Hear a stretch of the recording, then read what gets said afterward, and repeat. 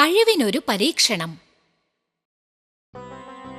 പാഴ്സി രാജാവിനെ കാണാൻ വരുന്നവർ പലരും ബീർബലിനെ പറ്റിയും അദ്ദേഹത്തിന്റെ ബുദ്ധികൂർമ്മതയെപ്പറ്റിയും എപ്പോഴും പറയാറുണ്ടായിരുന്നു. അതുകൊണ്ട് അദ്ദേഹം ബീർബലിനെ കാണാൻ ആഗ്രഹിച്ചു. അദ്ദേഹം അക്ബറിന് സന്ദേശം അയച്ചു.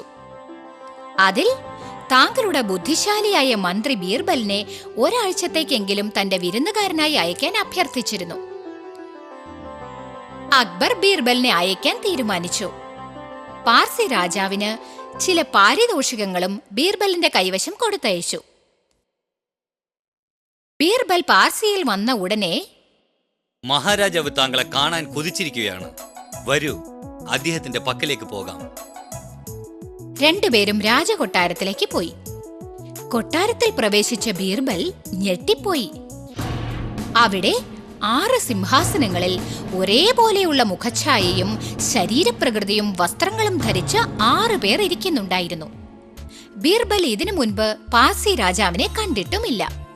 അതുകൊണ്ട് അവിടെയുള്ളവരിൽ ആരാണ് യഥാർത്ഥ മഹാരാജാവ് എന്ന് മനസ്സിലാക്കാൻ കഴിഞ്ഞില്ല. അല്പനേരം എല്ലാവരെയും നന്നായി വീക്ഷിച്ച ബീർബൽ നേരെ നടന്നു ചെന്ന് നടുവിലിരുന്നയാളിനെ നോക്കി തലവണങ്ങി. മഹാരാജാവേ, അങ്ങയെ കണ്ടതിൽ വളരെ സന്തോഷമുണ്ട്.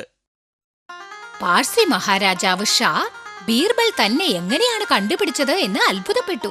ബീർബൽ, നീ ഇതിനു മുമ്പ് എന്നെ കണ്ടിട്ടേയില്ല. എന്നിട്ടും എന്നെ എങ്ങനെയാണ് കൃത്യമായി കണ്ടുപിടിച്ചത്?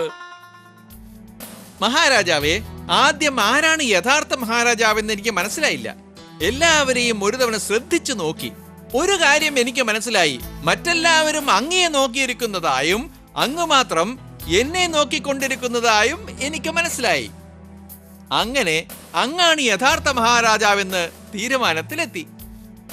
കൊള്ളാം ബീർബൽ,